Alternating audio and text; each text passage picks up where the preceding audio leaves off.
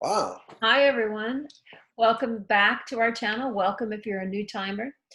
Our channel is The Journey Within with Christopher Mack. My name is Wanda Webster. This channel is based upon our book, The Journey Within. And we're giving you these little videos just to bring the book to life. They're little tidbits about what you're going to experience in buying the book. It's like a workbook, it's a journal. I want to talk today about, because I'm seeing a lot of this phenomena around, is this level of victimhood. There are just so many people that are caught in this um, chronic state of pointing their finger and this is what's wrong and that's what's wrong and that's what's wrong. And instead of going, we firmly believe that all of the answers are within you, that you can solve any problem by going within. Christopher, what do you have to say I about that?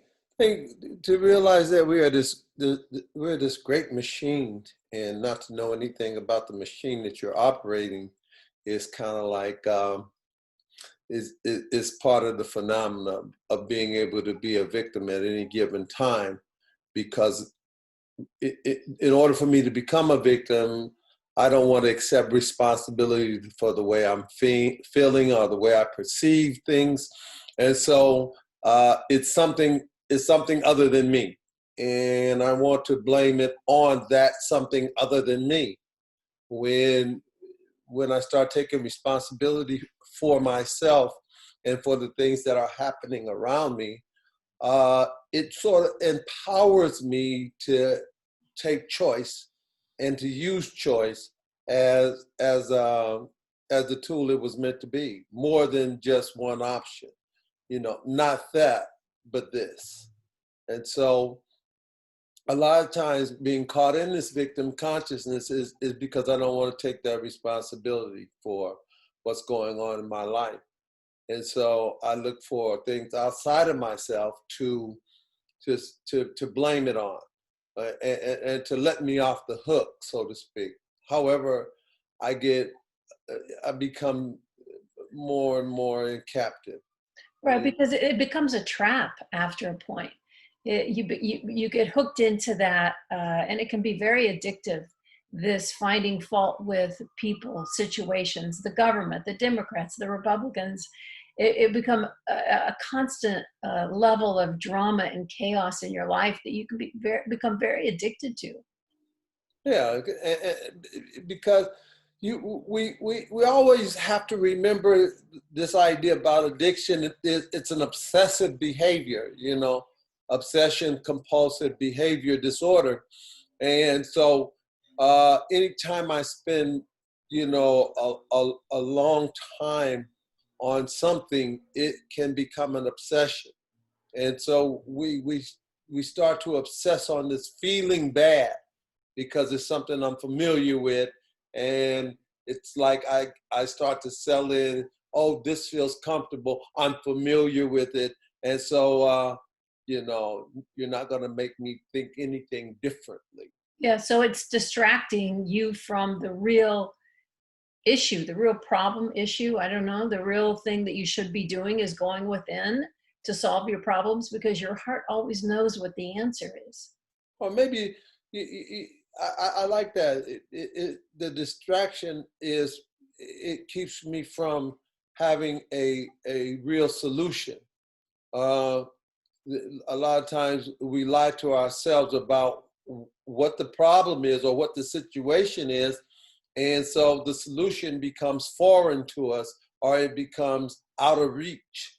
But when we start to go inside and we start to take responsibility for our own feelings and our own ideas and our own emotional, it switches the playing field. It switches the game. I'm no Yeah. longer involved in that game. I'm no longer, the victim. I'm no longer beating myself up. I'm no longer with this uh, without solution. You Right. know. And no one can control how you think and feel. Another individual does not have that power over you. But I believe he does because I don't want him to take responsibility once again. And so And I mean, I can't be the villain in my own story. However, 9 times out of 10, there is only one villain, and I'm the villain. And so it's the part where I like to use this word cognitive dissonance. I'm so wonderful this way that how could I ever do anything to myself like that?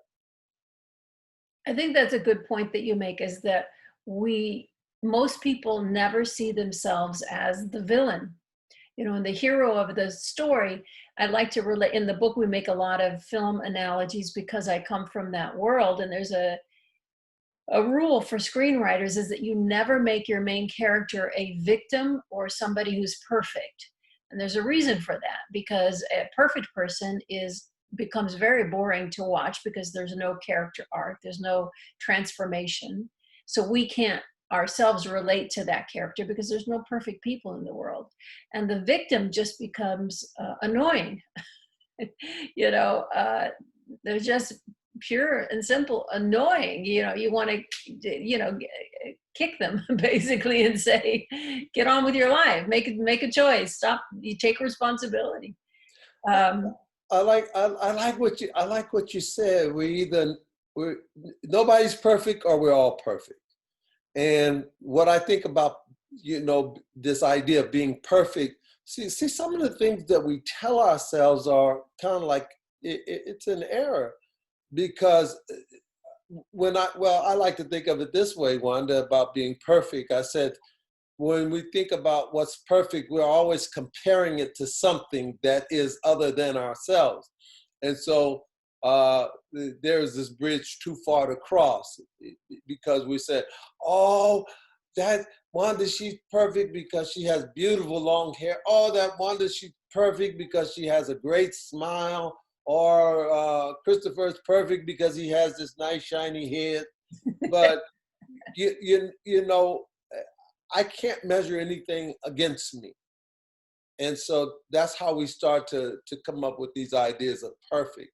Like I think in the movie, that perfect leading man has to be 6'5" and, you know, have these broad shoulders, and, you know, they say, oh, that's the perfect hero.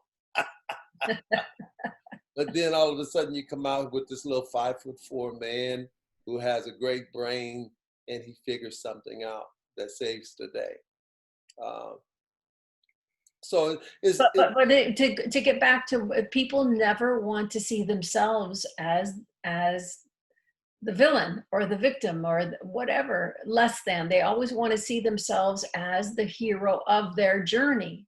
But sometimes there are distortions that are happening, delusions that are happening.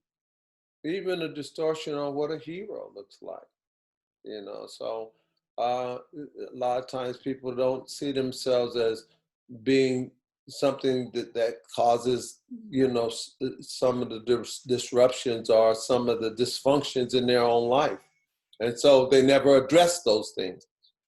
However, the journey within causes us to be able to use the tool of introspection or reflection, something that says, wait a minute, let me take a look at this.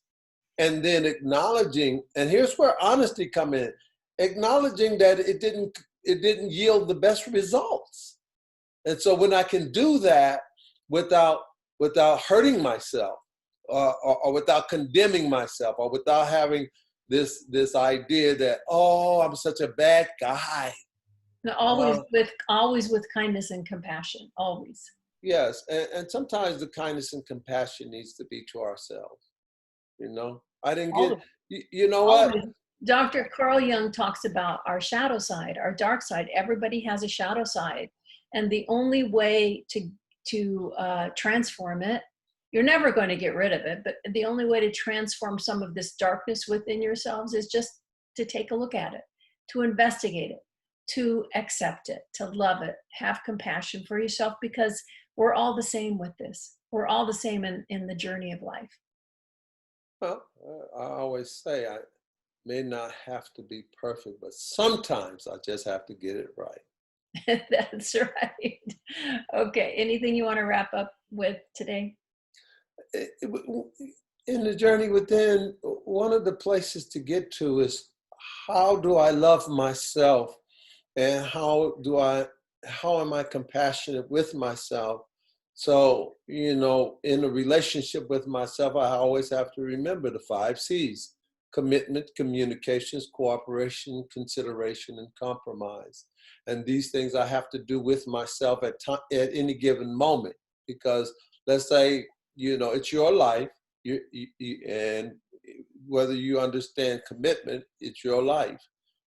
Communications, sometimes it's the things that I tell myself that can be more harmful than anything else.